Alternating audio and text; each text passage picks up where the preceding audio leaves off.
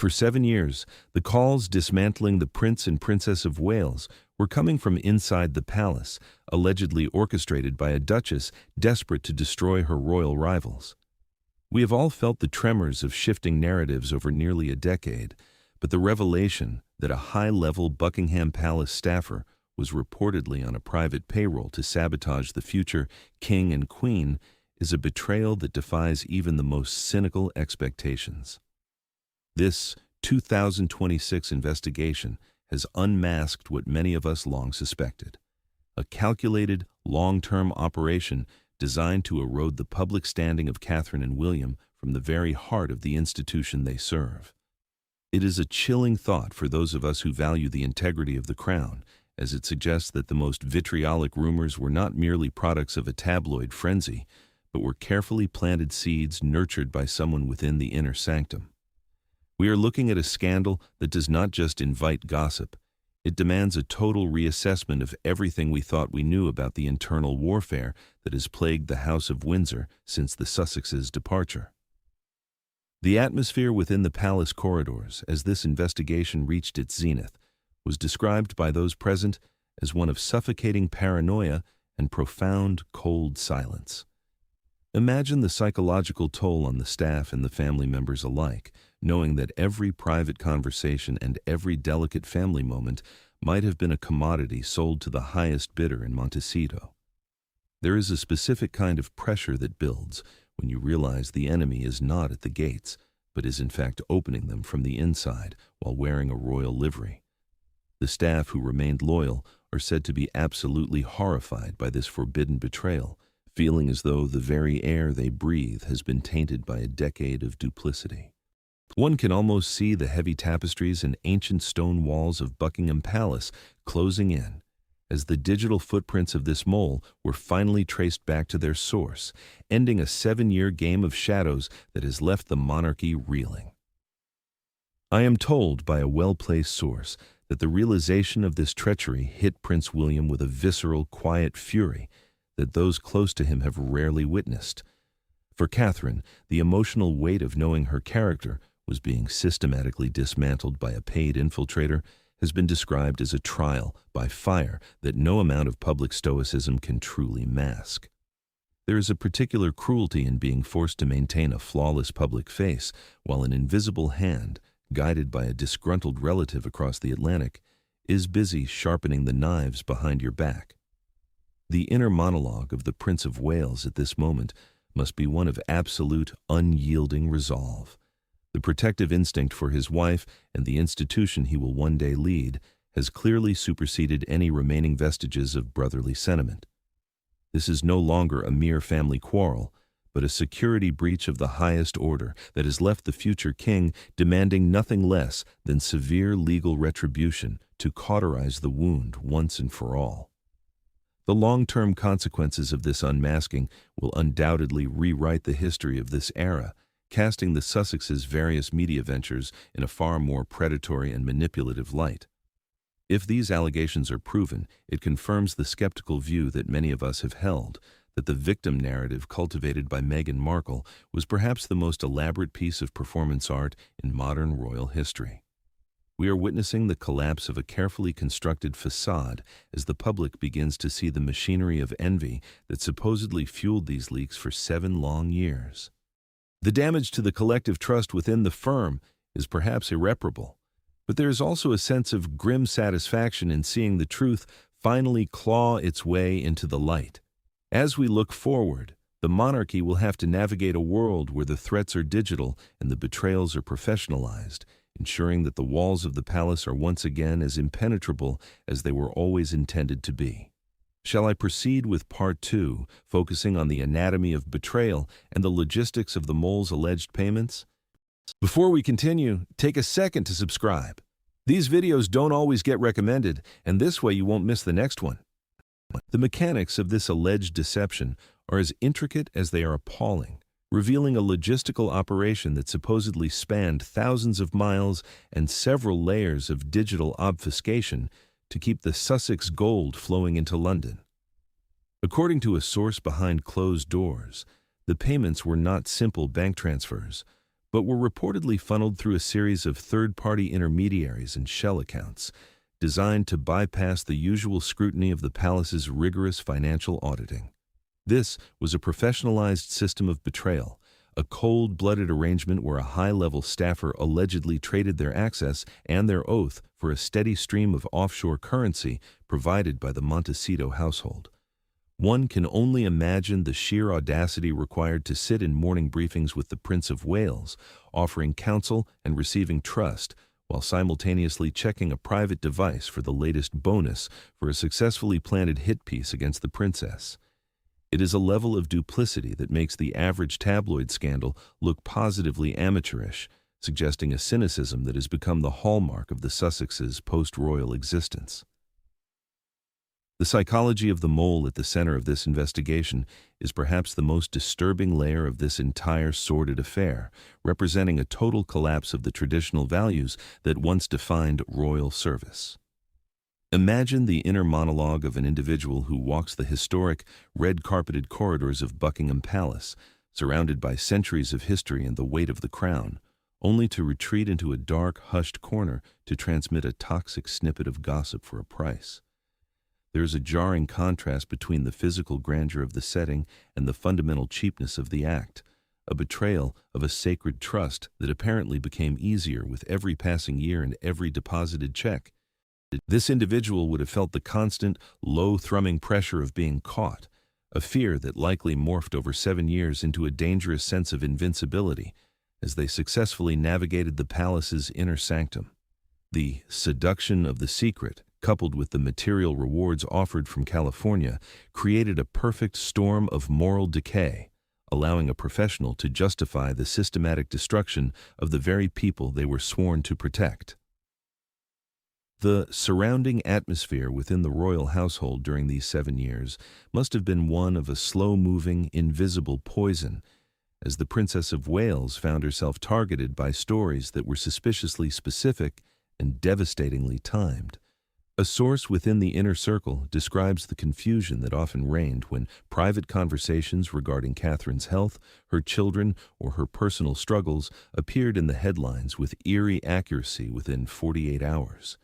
The pressure on the young couple was immense as they began to doubt their own shadows and retreat further into a defensive crouch, unaware that the source of their misery was a trusted advisor sitting just down the hall.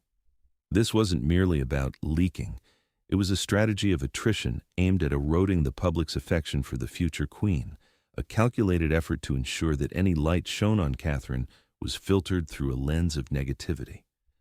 The long-term consequences of this professionalized sabotage are now coming home to roost, as the investigation effectively strips away the Sussexes' victim status and replaces it with the image of a well-funded transatlantic smear machine. As the digital trail for these payments began to solidify in early 2026, the sense of betrayal within the palace shifted from suspicion to a cold, clinical horror at the scale of the operation. We are told by someone close to palace circles that the sheer volume of data being processed by internal security teams paints a picture of a relationship that was far more transactional and organized than anyone had dared to fear. The long-term damage to the reputation of the Duchess of Sussex, should these details be fully corroborated in a court of law, will be absolute and permanent, effectively ending any pretense of a peace deal or a return to the royal fold. It is a grim reminder that in the modern era, the most dangerous threats to the monarchy do not come from those shouting at the gates, but from those who are paid to carry the keys.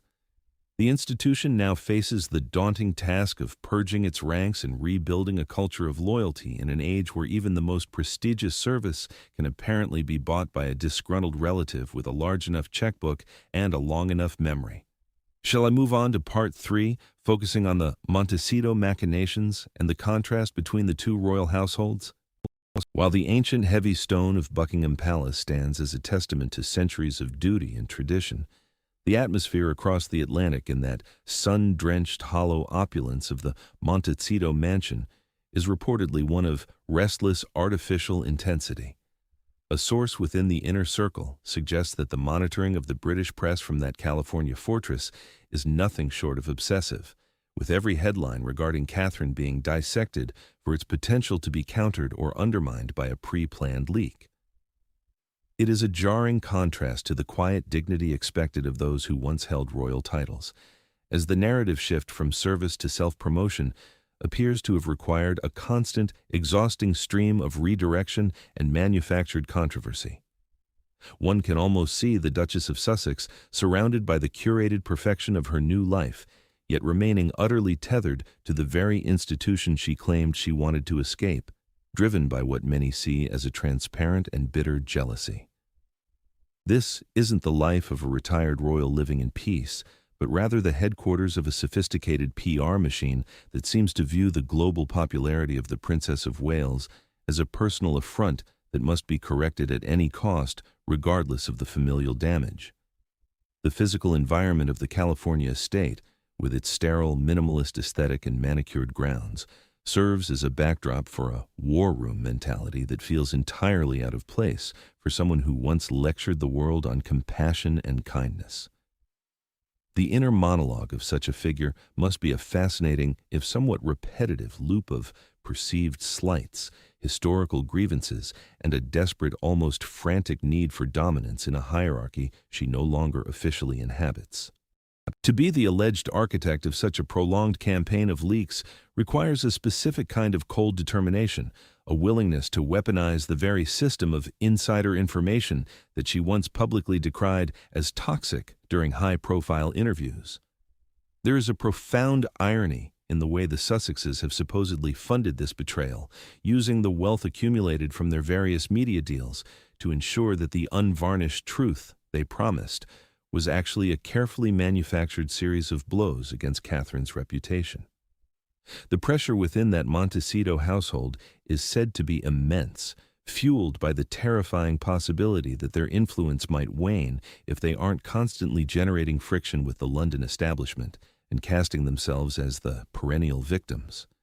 This constant need to weaponize fresh grievance reveals a deep-seated insecurity, a fear that without the drama of the royal quarrel, the world might finally realize that the sun-drenched California dream is surprisingly devoid of any real substance or lasting relevance. The surrounding atmosphere is one of high-stakes litigation and image management, a far cry from the serene existence they originally promised their followers when they first fled the British Isles for the promise of privacy. This financial aspect of the betrayal is particularly telling, as it suggests that the alleged payments to the palace mole were not a one-off impulse, but a calculated investment in a long-term strategy of psychological and reputational attrition. One must wonder at the sheer amount of energy and coordination required to maintain such a complex web of deception, while simultaneously presenting a face of humanitarian concern and global impact to an increasingly skeptical world. A source within the inner circle describes the mood in California as one of defensive calculation, where every move by William and Catherine is viewed through the lens of zero-sum competition rather than family. The steady stream of negative press that once seemed like a random series of unfortunate events for the Princess of Wales, from stories about her parenting to whispers about her marriage, is now looking more like a deliberate paid-for assault that was expertly timed for maximum damage. As the investigation in 2026 continues to pull back the curtain on these alleged 7 years of paid sabotage, the public sentiment is shifting from curiosity to a weary kind of skepticism toward anything originating from that particular corner of California. The long-term consequences of this professionalized sabotage are now coming home to roost, as the very insiders they once allegedly paid to speak for them are being unmasked, leaving the Sussexes increasingly isolated in their gilded cage. The pressure on Prince Harry in this environment must be unimaginable, as he sits in the crosshairs of a conflict he both initiated and now seemingly cannot control, watching as his wife's alleged machinations are laid bare before the very public he once wished to impress. There is a specific kind of isolation that comes with being an expatriate prince who has traded his heritage for a life of styling and sanctimony that is now being scrutinized for its darker undercurrents. A source within the inner circle describes a husband who is caught between a fierce loyalty to his chosen path and the growing, chilling realization that the bridges back to London have not just been burned, but pulverized. The atmosphere within the Montecito estate is said to be thick with the weight of public exhaustion and alienation, as the couple realizes that the novelty of their grievances has long since vanished, leaving them with only the bitter dregs of a failed campaign against the Waleses. The long-term consequences for Harry are perhaps the most tragic of all, as he faces a future where he is viewed by his own family not as a brother, but as a compromised individual whose household was allegedly the source of a 7-year betrayal.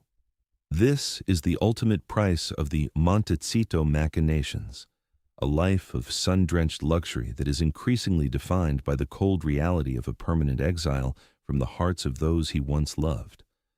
Ultimately, the machinations occurring within that Montecito mansion reflect a modern and, frankly, quite unedifying form of royal warfare that prioritizes the brand over the bloodline at every single turn.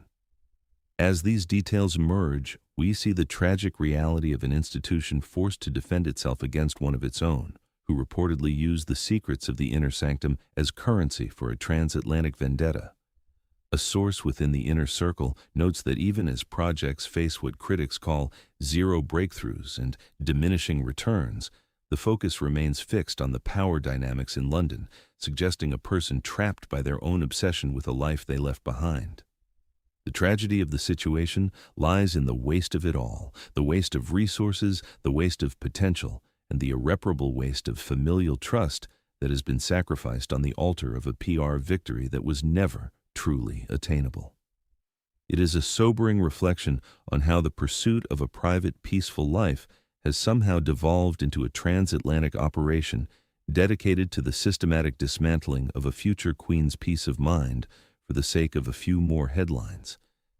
If these findings are corroborated, it marks the end of the Sussexes' victim narrative, replacing it with the image of a well-funded smear machine that underestimated the resilience of the British crown and the loyalty of those who truly serve it. We must look closely at the specific arrows fired from that Montecito quiver over the last 7 years, many of which were aimed with surgical precision at the Princess of Wales's very character. From the tiresome rehashing of the crying incident during wedding preparations to the whispered slurs about her supposed laziness or Stepford-like composure, we now see these were likely not organic tabloid interests, but strategically planted narratives intended to isolate and undermine her.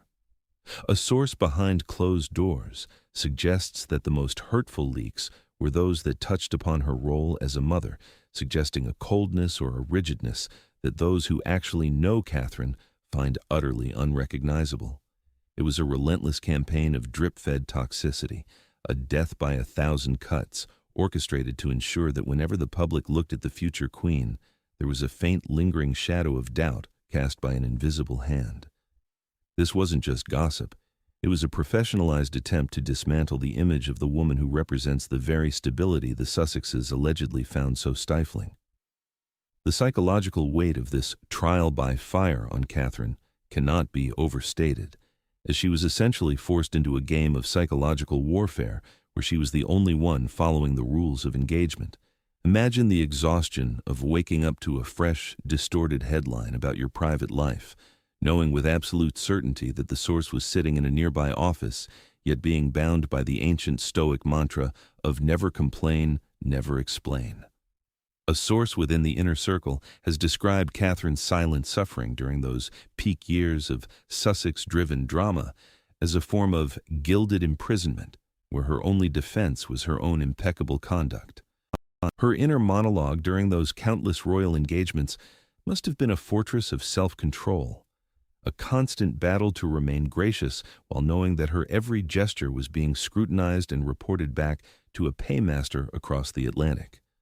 The pressure of fighting an enemy you cannot name while maintaining a smile for the cameras is a burden few could carry without breaking, yet she remained the calm center of a very loud, very manufactured storm. There is an agonizing frustration in being gaslit by your own household, and for Catherine, The discovery of this mole likely provided a grim sense of vindication that is as painful as it is necessary.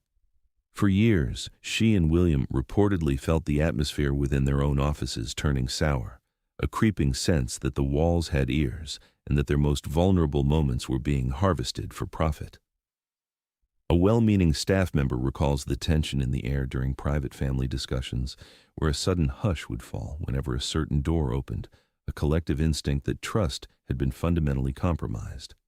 This environment of suspicion is perhaps the greatest cruelty of the Sussexes' alleged operation, as it stripped the Waleses of the one thing every human being requires: a safe harbor. To realize now that the insider, who was fueling the most vicious rumors, was someone they likely treated with professional courtesy and kindness is a betrayal that will leave a permanent scar on the psyche of the Kensington Palace team. However, the long-term consequence of this campaign has been a spectacular backfire that the architect in California seemingly failed to anticipate: the tempering of Catherine's public image into something unbreakable. By subjecting her to 7 years of unprovoked, paid-for hostility, the Sussexes have inadvertently highlighted her resilience, her devotion to duty, and her refusal to descend into the undignified mudslinging they seem to relish. A source close to palace circles notes that the public's affection for the princess has only deepened as these shadowy tactics come to light, revealing the victim in Montecito to be, in fact, the aggressor. The irony is quite delicious, really. In her attempt to break the future queen, the Duchess may have unintentionally provided the very fire that forged Catherine into the most respected member of the modern monarchy. As we move forward, the narrative of the struggling Duchess looks increasingly like a hollow script, while Catherine stands as the unvarnished truth that no amount of paid-for leaks could ever truly tarnish. Shall I proceed with Part 5, detailing the net closes and how the investigation finally unmasked the mole in 2026? The tide finally turned in the early months of 2026, not with a dramatic public confrontation, but with the silent surgical precision of a high-level internal probe that has left the Montecito camp scrambling for a defense. Someone close to palace circles has shared that this investigation was a masterclass in clinical efficiency, utilizing advanced digital forensics and forensic accounting to trace the serpentine path of payments that had reportedly been funding this 7-year betrayal. It was a meticulous, unyielding process that ignored the noise of the tabloids and focused instead on the cold, hard data, the encrypted pings and the offshore accounts that the Duchess's operative clearly believed were beyond the reach of the Crown's auditors. This wasn't merely a search for a leaker. It was a comprehensive purge of the institution's inner sanctum, a signal that the era of soft responses to transatlantic sabotage had come to a definitive and rather chilling end. The sheer scale of the digital footprints recovered suggests a level of arrogance from the Sussexes' camp that was ultimately their undoing, proving once again that in the modern age, secrets are rarely as buried as one might hope. One can only imagine the atmosphere of mounting dread that must have permeated the mole's daily life as the noose of this investigation slowly but surely began to tighten around their neck. The palace machine, when it is truly stirred into action to protect the future of the monarchy, moves with a quiet, ruthless efficiency that is quite frankly terrifying to behold from the wrong side of the mahogany desk. There is a specific kind of pressure that builds when you realize the routine security updates and standard financial audits are, in fact, a laser-focused hunt for your own digital signature. Imagine the sudden cold realization for this individual when they were called into a nondescript office, only to find a folder of bank statements and encrypted message logs laid out on a desk like a final indictment. For the mole, the inner monologue likely shifted from a smug sense of untouchability to the chilling realization that their 7-year game of shadows was over, and that no amount of Sussex gold could buy their way out of the coming storm. The surrounding pressure was no longer just from the job, but from the crushing weight of a betrayal that carried the potential for severe legal retribution and a permanent exile from the life they once knew. For the individual involved, the psychological collapse must have been total, as they were presented with a dossier so comprehensive it left no room for the usual denials or deflections. Imagine the physical chill of sitting in a room where your own betrayals are read back to you with clinical detachment, while the very walls of Buckingham Palace seem to lean in to witness your disgrace. The pressure in that room was suffocating, a culmination of 7 years of duplicity crashing down in a single hour of forensic accountability that stripped away the mole's professional standing and personal honor. There is a profound sense of irony in the fact that the very technology the Sussexes allegedly used to bypass the palace's gates was the very tool that eventually led the investigators straight to their operative's door. This unmasking wasn't just a discovery. It was an exorcism of a decade-long poisoning of the wells, ensuring that the insider who fueled the most vicious rumors was finally brought into the harsh, unforgiving light. This wasn't a case of a well-meaning whistleblower, but rather a transactional betrayal that has left the entire household reeling with a sense of profound violation. The long-term consequences of this 2026 probe are profound, signaling a new era of zero tolerance for internal leaks and a permanent hardening of the palace's defenses against the kind of transatlantic sabotage we have witnessed. As the investigation moves into its final phases, the narrative is no longer about the Sussexes' supposed grievances, but about the cold-blooded reality of a paid infiltration that failed to break the very woman it was designed to destroy. Someone close to palace circles emphasizes that the resolve within the household has been hardened by this experience, replacing the previous sense of violation with a renewed steel-edged commitment to loyalty and discretion. The Sussex spy has been neutralized, and while the Duchess's ventures in 2026 are already facing zero breakthroughs and diminishing returns, this revelation marks the final collapse of her remaining credibility. We are left with the sobering image of an institution that has finally stood its ground, ensuring that the ancient stones of the palace remain as impenetrable as they were always intended to be. The legacy of this betrayal will not be the damage it caused, but the strength it revealed in King Charles and Prince William as they moved to protect the integrity of the crown from a modern digital siege. The immediate aftermath of the unmasking was not met with shouts or public drama, but with a chilling, absolute silence that seemed to vibrate through the very floorboards of the palace. A well-meaning staff member described the atmosphere as a mix of profound grief and visceral disgust, as if a collective sanctuary had been desecrated by one of their own for 30 pieces of silver from a California bank account. The shock among the household was not merely professional, it was deeply personal, a sense of violation that occurs when you realize the person you shared tea with was systematically harvesting your shared workspace for a duchess's private vendetta.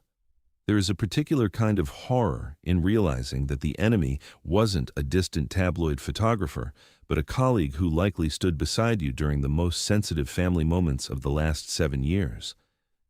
The pressure on the remaining staff is now one of extreme self-scrutiny, a feeling that every glance and every word must be measured twice, as the once communal atmosphere of the royal household has been replaced by a clinical, necessary vigilance.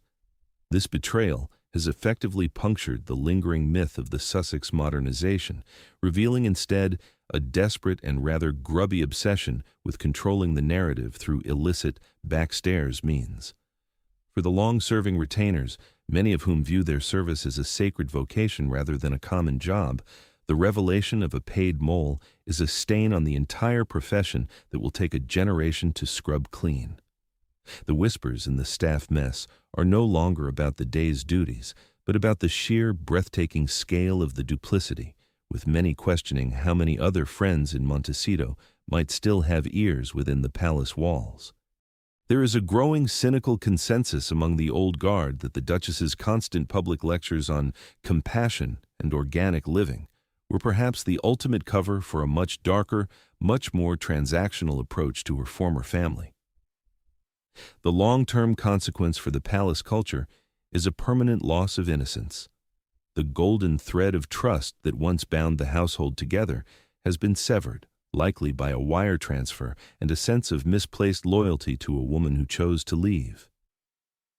The inner monologue of those who remained loyal is one of a quiet, burning indignation that such a high-level breach could occur under the guise of professional service.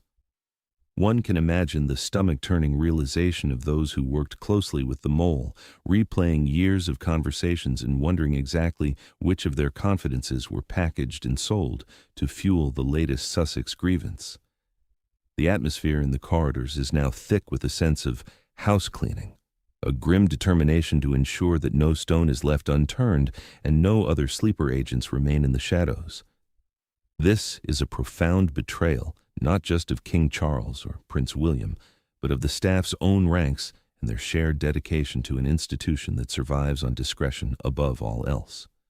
The collective pressure to protect the firm has intensified as the realization sinks in that the call was indeed coming from inside the house, orchestrated by a couple who seem to have traded their dignity for a series of professionalized hit pieces. As we look at the wreckage of this internal trust, it becomes clear that the Sussexes have achieved the exact opposite of what they supposedly intended. They have unified the palace staff in a way that years of standard management never could. The disgust felt by the household is a powerful unifying force that has galvanized the men in gray suits and the domestic staff alike against what they see as a relentless, well-funded assault from California. A well-meaning staff member noted that the heartbreak is doubled by the fact that Catherine, who has always been seen as a kind and considerate employer, was the primary target of this paid infiltration. The long-term consequences will likely involve a much more rigid, less familial structure within the royal offices, a necessary evolution to guard against a world where even a royal household can be compromised by a disgruntled relative with a large enough checkbook. It is a sobering chapter in the history of the monarchy, one where the most significant damage was not done by a revolution, but by a colleague with a smartphone and a secret payroll. Shall I proceed with Part 7, focusing on the wrath of the future king and Prince William's demand for legal action? The transformation of Prince William from a betrayed brother into a fiercely protective and, quite frankly, terrifyingly focused future king is perhaps the most significant outcome of this entire 2026 investigation. For years, we have seen him maintain that famous Windsor stoicism, but the revelation of a 7-year operation orchestrated from Montecito has reportedly pushed him into a state of cold, calculated fury that leaves no room for the dithering some critics have recently attributed to his father. His inner monologue is no longer one of mourning a lost sibling, but of a sovereign in waiting who recognizes a clear and present danger to the stability of the crown and the well-being of his wife. There is a steeliness in his resolve now, a sense that the never complain, never explain era is being selectively retired in favor of a more surgical, legalistic response to what he views as a professionalized betrayal. Those who have seen him in private during these past few weeks describe a man who has finally and permanently closed the door on the past, focusing entirely on the survival of the institution he will one day inherit. The atmosphere within the private offices of Kensington Palace is said to have turned brittle and intensely focused as the prince moves to coordinate a response that is as much about legal retribution as it is about institutional security. The air is thick with the scent of high-stakes litigation, as William has reportedly demanded a full, unvarnished accounting of every penny that allegedly moved from the Sussexes' accounts to this palace mole. This isn't the chaotic emotional lashing out we've seen from the California camp. This is the quiet, heavy pressure of the British state machine being brought to bear on a singular target. The staff describe a war room environment where every leaked story from the last 7 years is being cross-referenced with the new forensic data, a process that is as exhausting as it is vindictive. There is a palpable sense that the future king is no longer interested in the peace deals or reunions that some insiders claim have been stalled by a fundamental lack of trust. I am told by a well-placed source that William's demand for severe legal action is not merely a suggestion, but an ultimatum that has reverberated through the highest levels of the palace hierarchy. He is reportedly seeking to set a legal precedent that would effectively strip away the privacy shield the Sussexes have so often used as a weapon in their own court battles.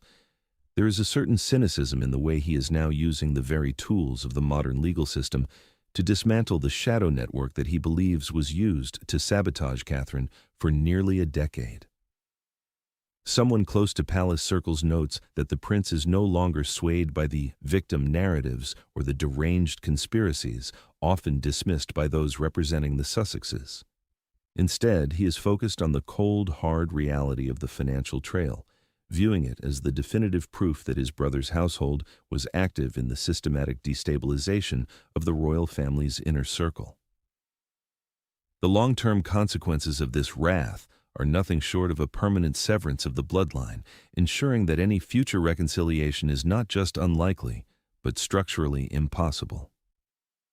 As we look at the 2026 royal landscape, characterized by bitter tensions and a profound lack of trust, it is clear that William has decided the price of peace is simply too high if it involves a compromised inner sanctum. By choosing the path of confrontation and legal accountability, he is signaling that the future of the monarchy will be defined by a much harder, more defensive stance against those who seek to monetize its secrets. The tragedy for Prince Harry is that while he may be unlikely to alter his brother's opinion, he has also seemingly lost the protection of the institution he once so publicly decried. William is rewriting the rules of royal engagement for the 21st century, ensuring that while the crown may be a family business, it is a business that will no longer tolerate a traitor at the table, regardless of their birthright. Shall I move on to Part 8, the final chapter, to summarize the situation and deliver the final call to action? The unmasking of the so-called Sussex spy within the very heart of Buckingham Palace marks a definitive watershed moment for the British monarchy, signaling the final, agonizing collapse of the reconciliation myth that has lingered since that first flight to California. As we have seen throughout this exhaustive 2026 investigation, the betrayal was not a series of unfortunate accidents or organic tabloid interests, but a professionalized 7-year campaign of reputational attrition funded by the very couple who once claimed they only sought a quiet life of privacy. A well-placed source has shared that the gravity of these findings has fundamentally shifted the internal calculus of the firm, moving them from a position of defensive patience to one of surgical legalistic accountability. This is no longer a mere family squabble to be settled over tea at Windsor. It is a profound security breach that has left the future king and queen with no choice but to permanently cauterize the wound. The atmosphere in London is one of grim vindication, a collective sense that the shadow that has loomed over the Prince and Princess of Wales for nearly a decade has finally been dragged into the unforgiving light of the truth. In the sun-drenched hollow opulence of Montecito, the reaction to these revelations has reportedly been one of frantic defensive calculation as the Duchess of Sussex sees her carefully curated victim narrative systematically dismantled by a trail of bank statements and encrypted logs. A source within the inner circle describes a household in a state of high alert where the lifestyle brand and the pretend royal tours to places like Australia are being viewed by the public with increasing skepticism and a weary sense of diminishing returns. The irony is quite palpable. While Meghan reportedly spent years attempting to erode Catherine's standing through a paid infiltrator, the Princess of Wales has emerged in 2026 with expanded responsibilities and the newfound power to grant royal warrants, the ultimate seal of institutional approval that the Sussexes can never hope to replicate. One can only imagine the bitter inner monologue of a woman who finds herself increasingly isolated in a gilded cage of her own making, watching as the Kate effect grows stronger with every passing year, fueled by the very resilience that the Montecito camp tried so desperately to break. The long-term consequences for Prince Harry are perhaps the most tragic of all, as he finds himself trapped between a fierce, perhaps misplaced, loyalty to his chosen path and the chilling realization that the bridges back to his homeland have been not just burned, but pulverized. As the 2026 royal landscape continues to be tested by external scandals, most notably the ongoing legal drama surrounding Andrew Mountbatten Windsor, the Prince of Wales has made it clear that there is no room for compromised individuals within the inner sanctum of the monarchy. A source behind closed doors suggests that William's resolve has been hardened into steel. He sees this 7-year betrayal as a personal violation of his wife and a professional assault on the crown that he will one day wear. For Harry, the novelty of his grievances has long since vanished, replaced by a public exhaustion and alienation that makes his cash-for-trash ventures feel increasingly desperate and out of touch with a world that has simply moved on. The isolation of the Duke of Sussex is now absolute, a self-imposed exile that has been codified by the unmasking of the shadow network his household reportedly funded for so long. As we reach the conclusion of this extraordinary saga, we are left with a reflective, slightly cynical thought on the nature of power and the destructive force of envy within an ancient bloodline. The attempt to dismantle a future queen through the use of a paid mole is a story that belongs more in a Shakespearean tragedy than in the modern era, yet here we are, witnessing the wreckage of a family destroyed by a relentless pursuit of PR dominance. The unvarnished truth is that while empires may be built on ambition, they are sustained by loyalty, a quality that the Sussexes allegedly traded for a series of toxic headlines and short-term media victories. Catherine and William have stood their ground, and in doing so, they have proven that the integrity of the crown is far more resilient than the well-funded machinations of those who seek to undermine it from afar. The 2026 investigation has not just unmasked a spy. It has revealed the enduring strength of a woman who refused to be broken and a future king who refused to be silent. Leave your thoughts below. I read every word you write, and I'm curious to know if you believe there is any way back from a betrayal of this magnitude. If you value this unvarnished, confidential look at the inner workings of the monarchy, do ensure you are subscribed to the channel and share this video with those who appreciate the truth over the carefully manufactured Sussex version of events.